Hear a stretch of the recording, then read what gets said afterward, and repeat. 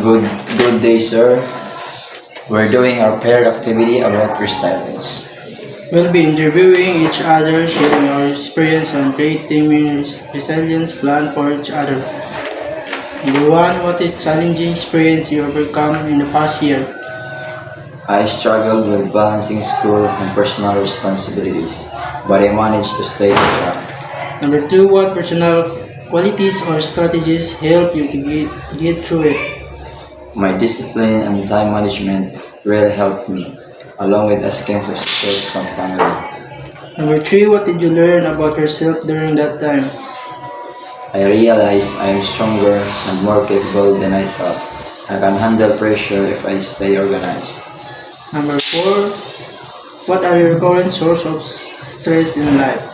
Right now, I feel stressed about deadlines and exams. Number five, what support and strategies might you help you cope better? Taking short breaks and talking to friends helps. I also want to try journaling to release stress. Okay, wait. Number one, what is one challenging experience you overcome? I struggle in balancing school and personal responsibility, but I managed to stay on track. Number two, what personal qualities or strategies help you get through it?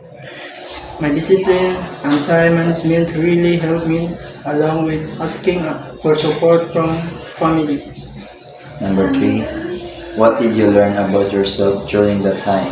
I realized I'm stronger and more capable than I grew. I can handle pressure to stay organized. Number four, what are your current source of stress in life? Right now, I feel stressed about deadlines and exams. Number five, what support or strategies might help you cope better? Taking short break and taking to friends help. I also want to try journal to release stress. What personal strength to remain better? Is that you are disciplined and hardworking. One positive affirmation. I can overcome challenges because I don't give up easily. One resilient strategy to try this week. Is to take short breaks during study session so you can recharge.